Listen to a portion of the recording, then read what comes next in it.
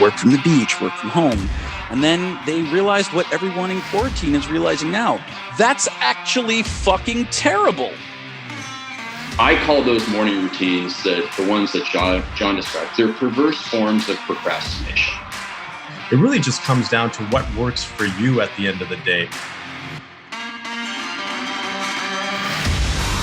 This is the Coaches Council, made up of 6 elite coaches dedicated to serving and ending personal struggle for high performers in business, health, and relationships. As a collective, we have built and helped build 6, 7, and 8-figure businesses, dominate in multiple industries, coached and played in professional sports leagues, and developed some of the strongest and most intimate relationships, both professional and personal. This isn't your average podcast. It's for the hungry, the dedicated, the doers, for those that have a dream and truly want that dream to become reality. People who want to take action, leave their ego at the door, and own every level of their life. If that's you, then step into the Coaches Council as we rewrite the truths to living that high performance life.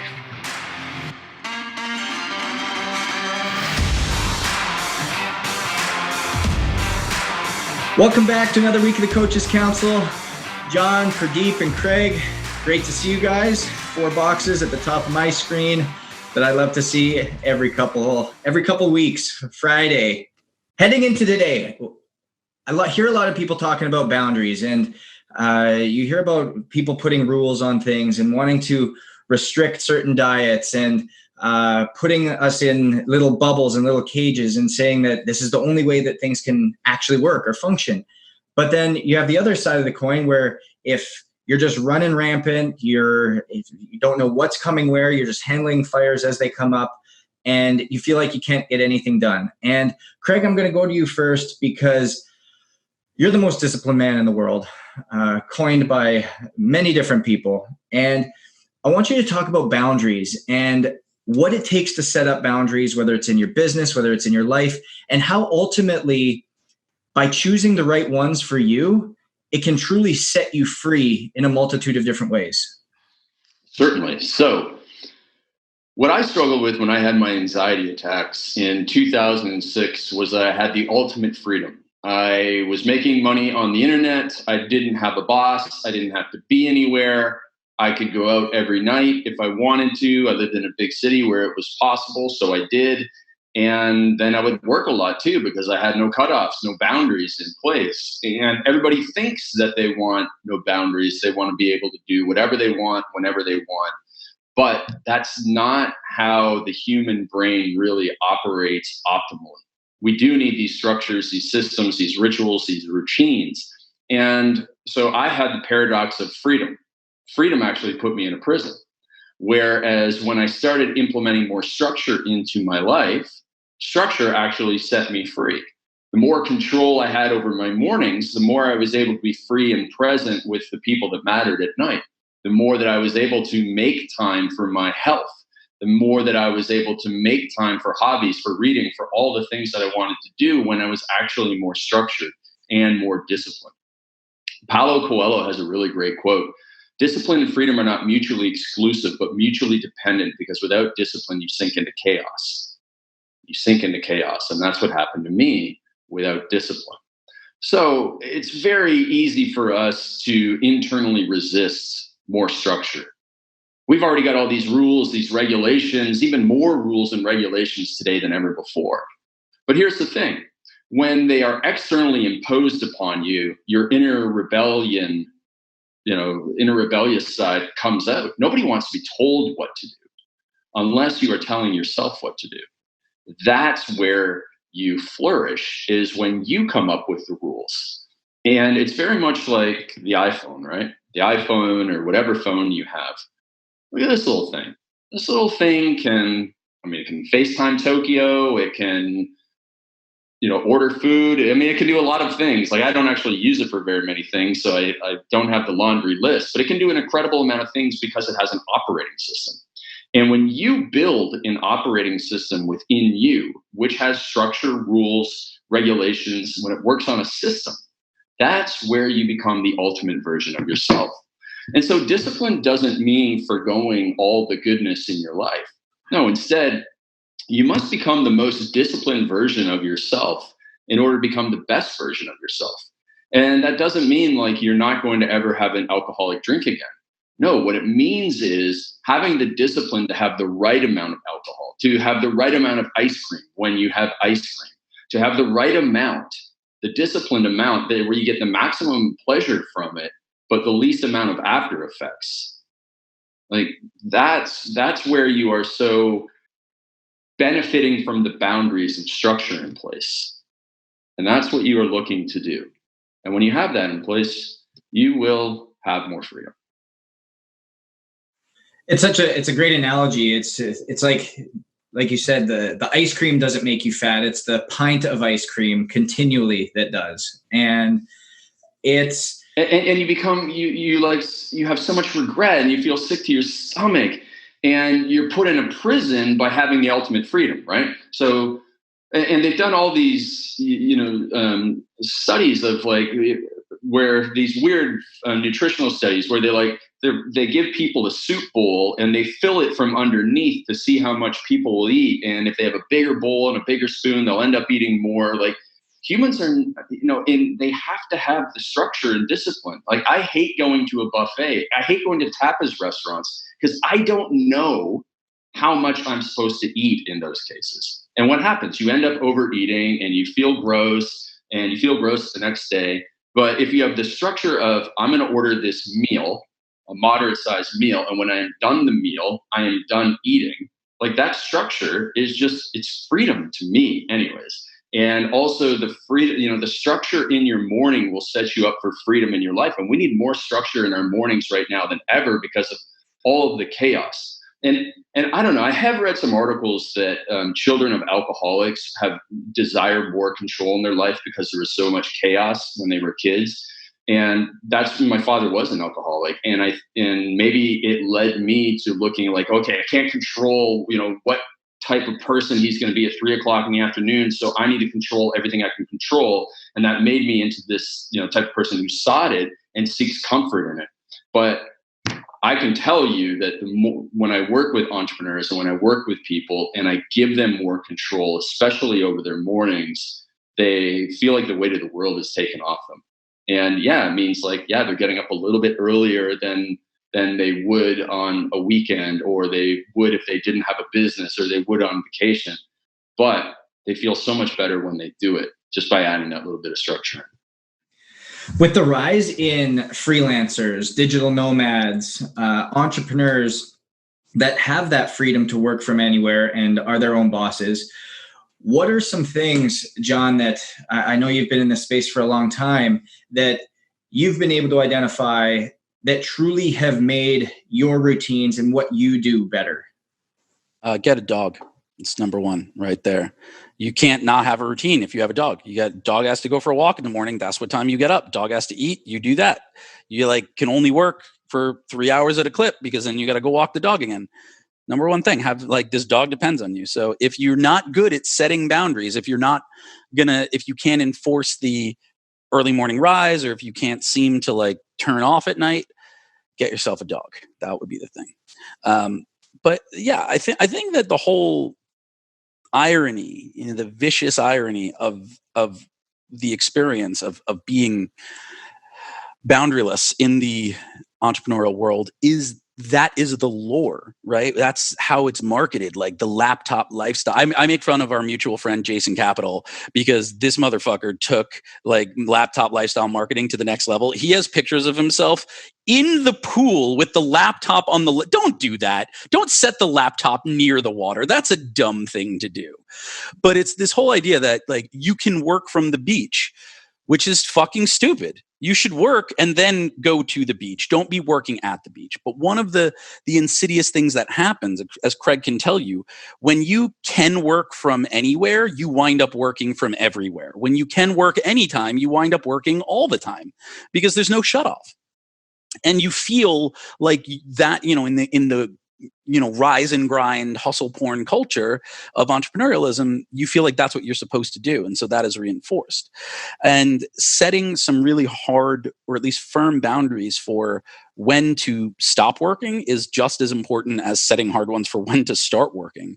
And what's really crazy is that when you've been in it as long as Craig and I have, you see the pendulum swing. And there's a great quote from the fitness industry. I believe it is from Mike Boyle, who said, people tend to overreact in the short term and underreact in the long term. But in the middle, there's really cool space.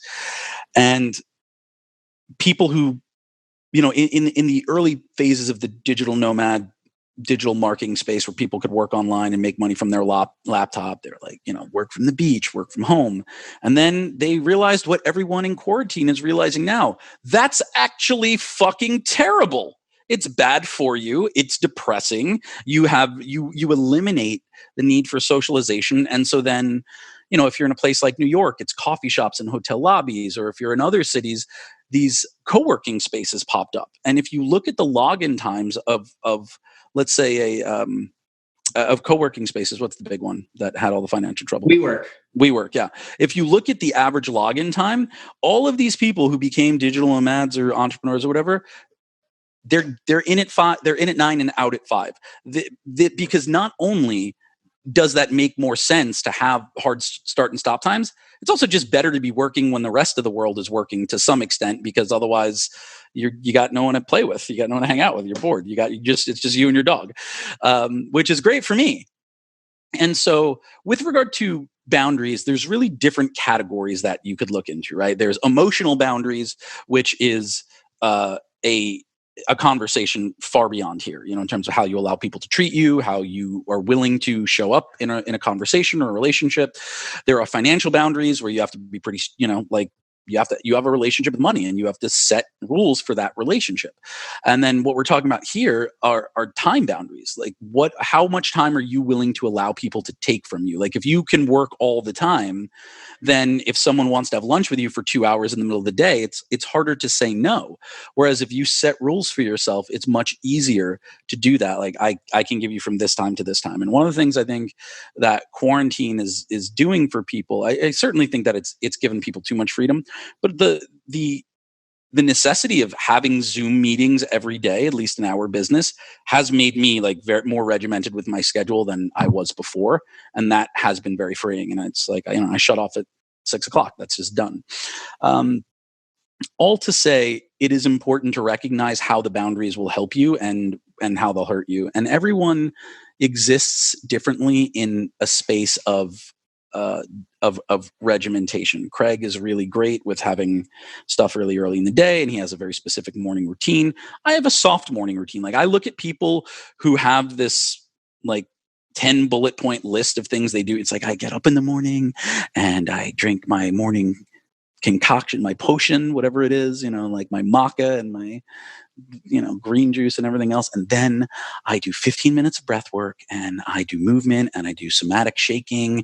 And then I do my morning pages. And then from there, I go into meditate. I'm like, when do you fucking work?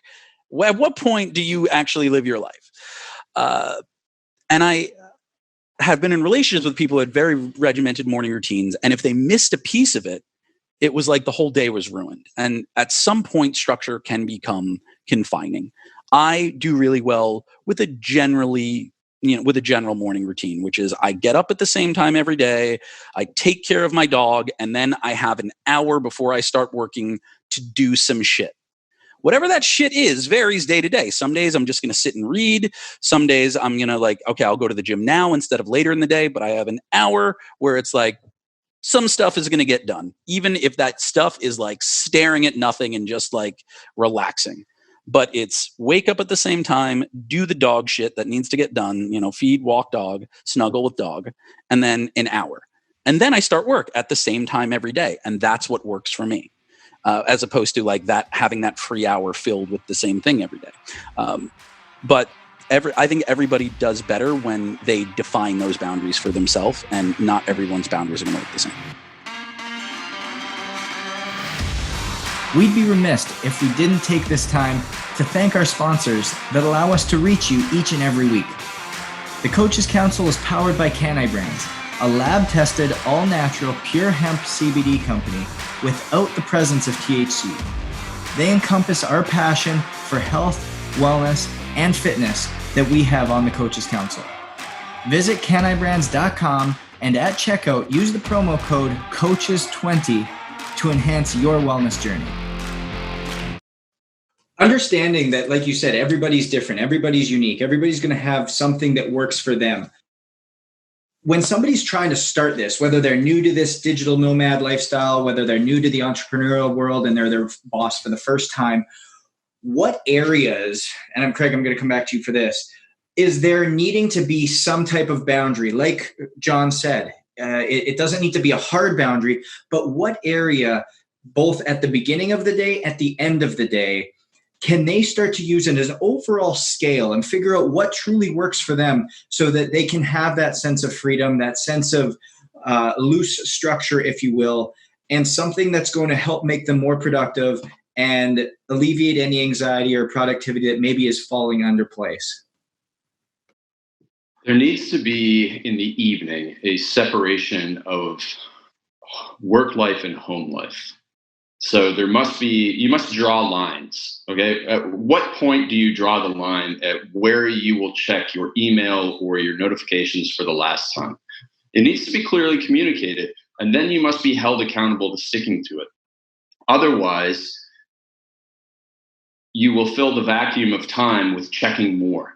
And so what I did recently was it is because I do this all the time because it helps me so much, is when I want to commit to something, I post it on social media or put it in an email to my 100,000 person list. And I recently said, at 6 p.m. Pacific Standard Time, the phone goes into airplane mode. It just does. And if you catch me, then I will pay some type of punishment. If you catch me, I'll give you $20. Okay? If you catch me liking something, commenting on something on my phone at that time, I paid $20.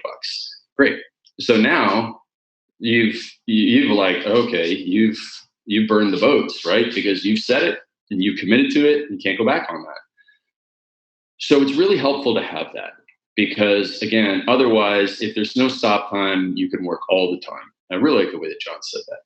In the morning, there must be a line in the sand as well. I call those morning routines, the ones that John described, they're perverse forms of procrastination. They really are. There's an actual article on Inc.com called The 14 Things Successful People Do Before Breakfast. And somebody timed it out, and it's a 4.5-hour morning routine, which is ridiculous.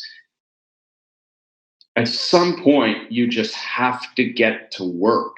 You just have to. Otherwise, I once had a client who emailed me at 7:30 in the morning, said they've been up since 5, had got nothing done, and now are really stressed because they had a busy day ahead of them. Well, yeah, because you didn't have that separation of work and home life, and you didn't have a start time, a hard start time, a hard end time. And when you put those things in, and you put those things down on the calendar first, and then you make your business fit inside the box which you have built, you will become a more productive person. Just like there's a lot of entrepreneurs who become more productive, more efficient, and more successful when they have their first kid. When most people would think it would be otherwise, all of a sudden everything, they're never getting anything done. No, they get more done. They get more better stuff done because they don't have all the time in the world to do it. And it sounds very paradoxical, but it gets you in alignment with what really matters pretty darn quick. And that's what you need. Just to piggyback on what you said about those are great points, by the way. And yeah, it's like when you have harder boundaries because you have to take care of your kid, there's less time, so you do it. There's a great quote I love from our friend Ben Bruno, who talks about the beauties of procrastination with this. And he says, if you wait to the last minute, it'll only take a minute.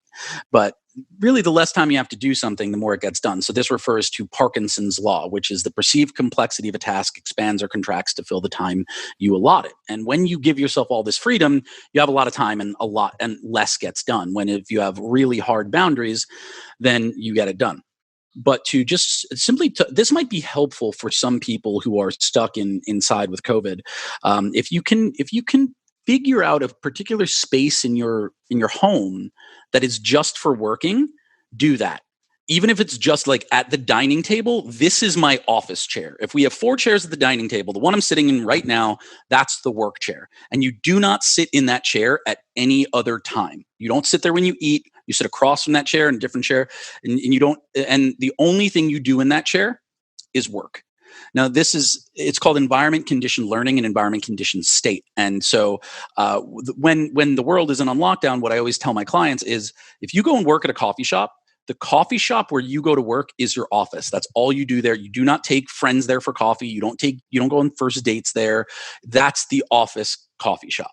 And it's really important to just create that release of anxiety, that when you are at a place that's for work, all you do is work. And when you come home, you don't work. And, at the very least, find a room in your house that's just for work. Please do not work in your bed. Don't work in your bedroom. That's for sleeping. That's relaxing. That's for sex. Like, don't bring your computer there. So find a space in your home. If you have a home office, great. Please work from that office. If it's a kitchen table, it's 1 chair. Make it specific to work and then separate it out from everything else. The more you can have that separation of physical space, the more you will separate that mental space, and that will alleviate your anxiety, in addition to making you just feel better and more productive. Yeah, I think that really goes to what you guys were saying there, just so that it really comes down to productivity. That's the one word that really comes to my mind in terms of, boundaries, trying to get stuff done, living that life that you want to live. It's really being productive with the time that you have. I see this with executives and entrepreneurs all the time. And let me use a specific example, the open door policy, which is great for some companies because it allows you to create that connection. You have people coming in, you can create that conversation, you're building relationships at the workplace, which is important. But what that also does is it kills a lot of productivity. I know a lot of CEOs, I know a lot of executives that are always saying, I just don't have time to get stuff done. I'm always putting out fires. And when I ask them what they're doing, a lot of it is they have that open door policy where anybody can just come in and vent. Or they can go to them and say, hey, look, I need you to help me with this.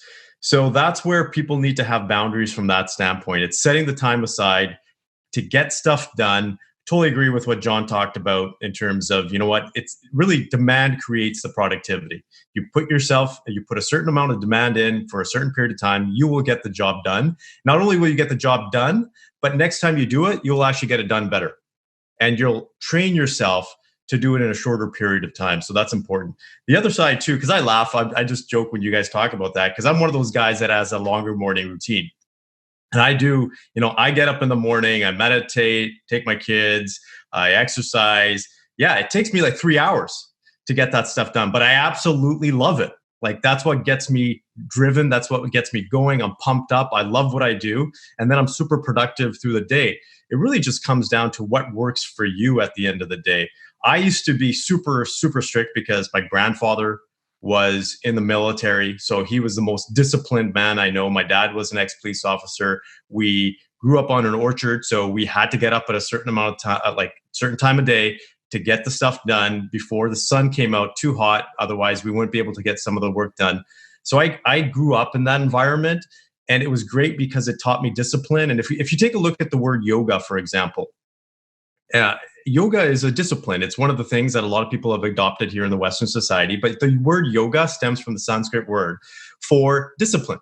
It actually means discipline. And the whole concept of discipline coming from the Indian culture is that discipline creates freedom, and discipline creates happiness and joy, because with discipline comes freedom, and from that freedom you create joy.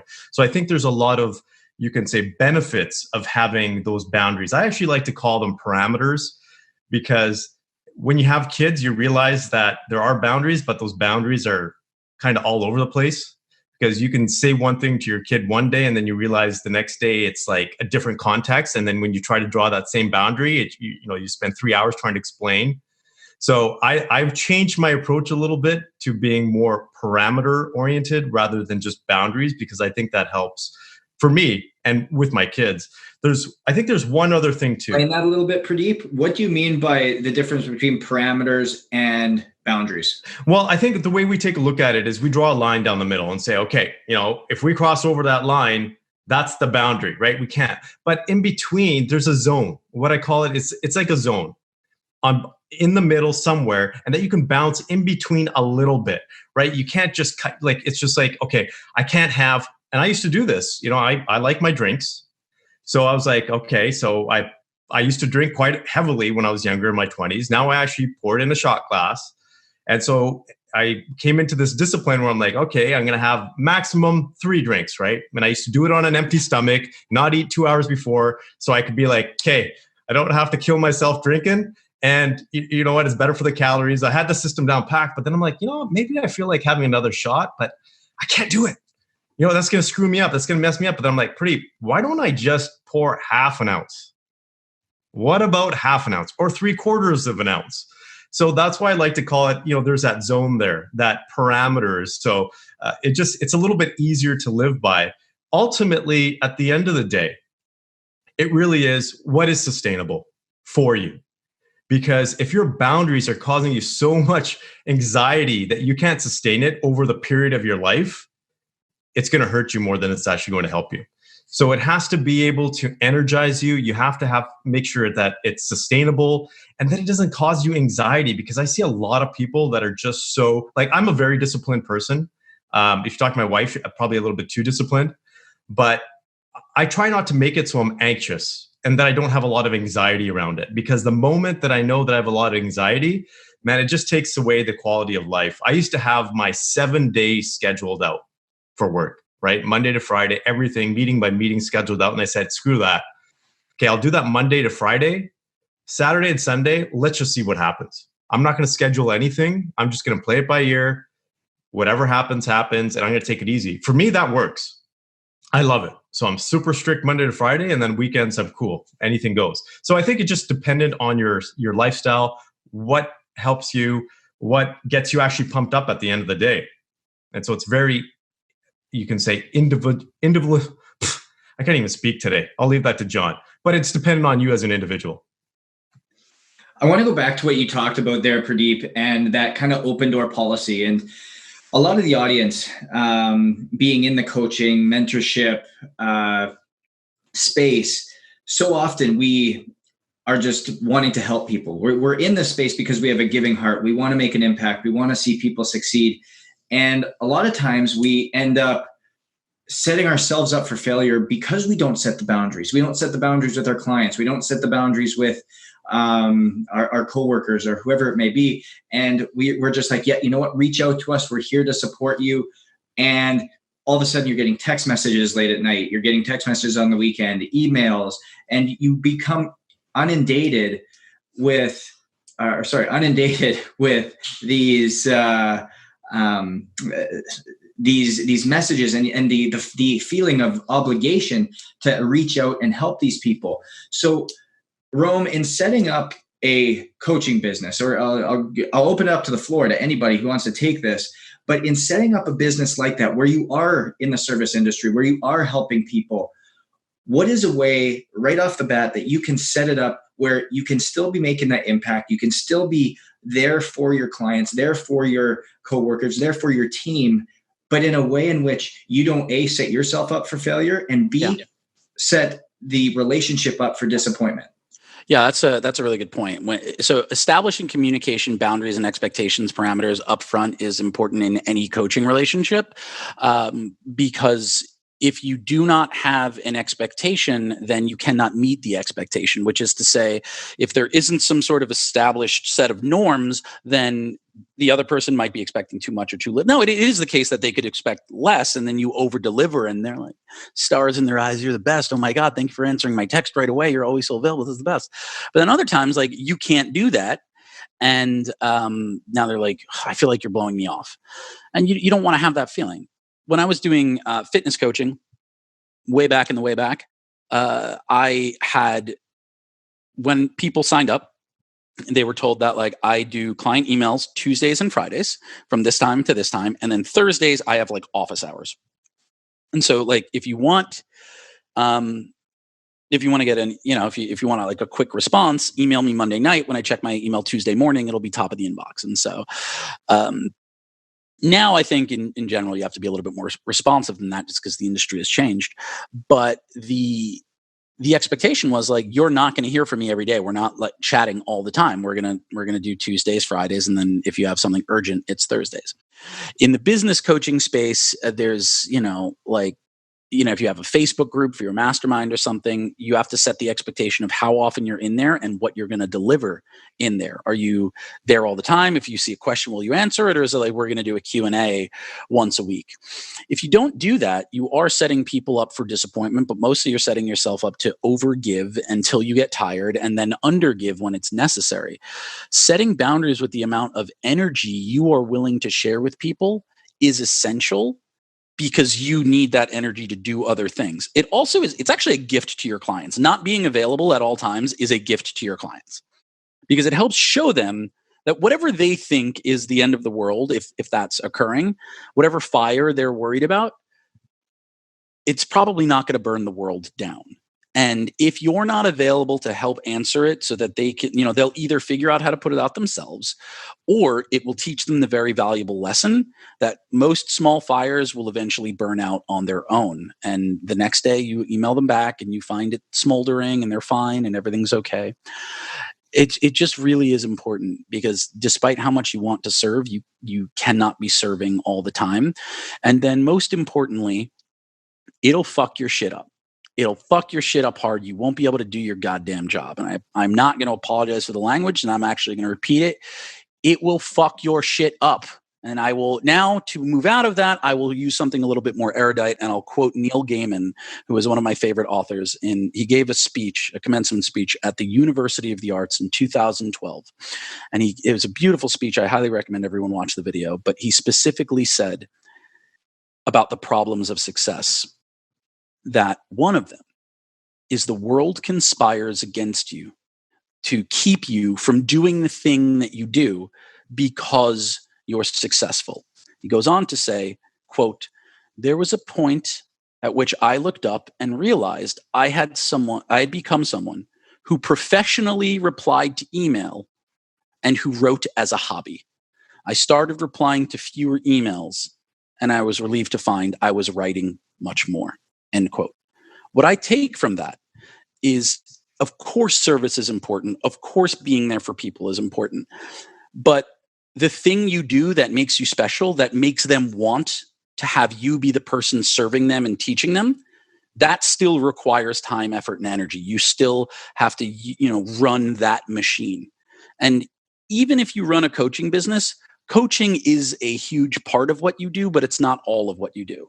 And if you stop creating content, if you stop working on yourself, if you stop developing or sharpening your theories, your methodologies, your frameworks, and you're just now someone who just does the coaching, you've stopped being an entrepreneur, and you're just a coach. And there's nothing wrong with that.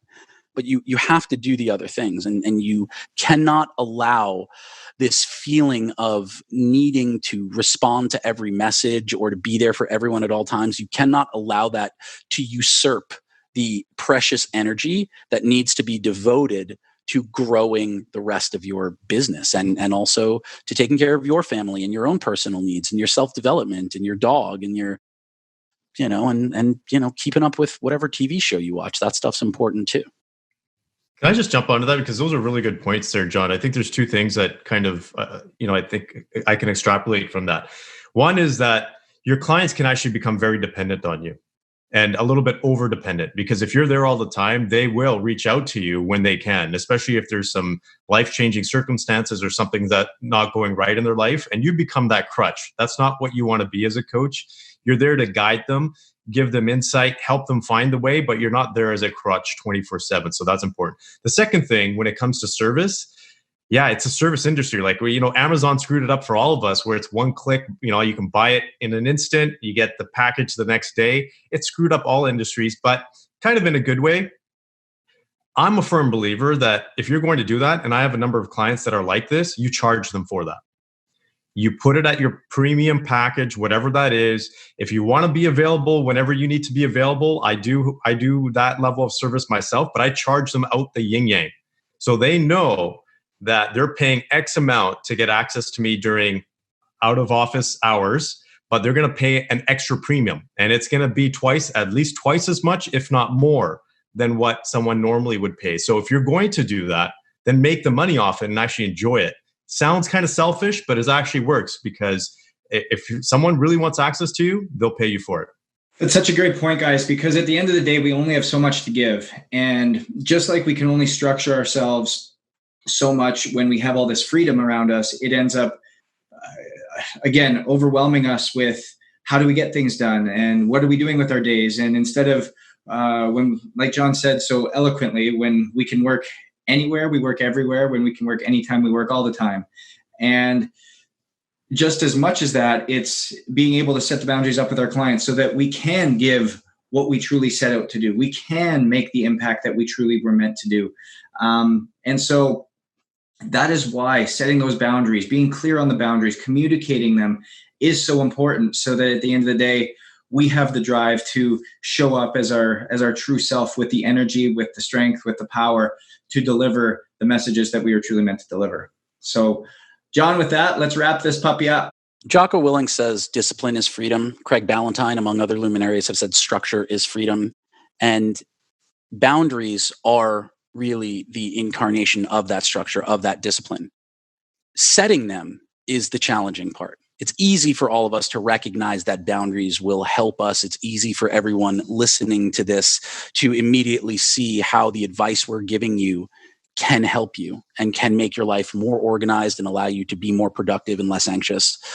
But the hardest step is to set them first with yourself and then with the people in your life. So if you take nothing else from this, realize that, like everything else, the most important things are usually the most difficult, and the most difficult tend to be the most important.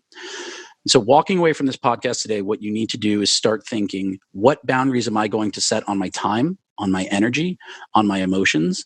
And then, more importantly, how can I communicate those boundaries to the people in my life, not only so they respect them, but more importantly, so that I can empower them to help me support myself in maintaining those boundaries. Thanks again so much for listening. Stay hungry, stay humble, and we'll see you next week.